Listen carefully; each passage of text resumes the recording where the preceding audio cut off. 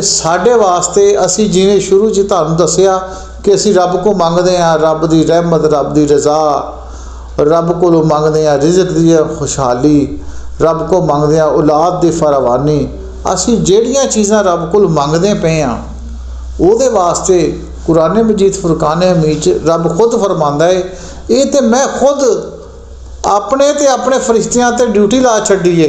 वो किवें, वो सानूं देखना पेगा।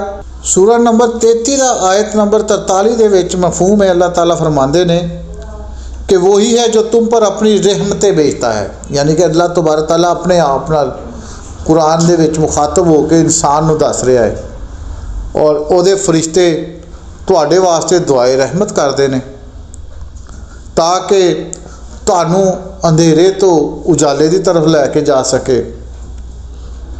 अल्लाह मोमिना उत्ते बड़ा ही मेहरबान आ।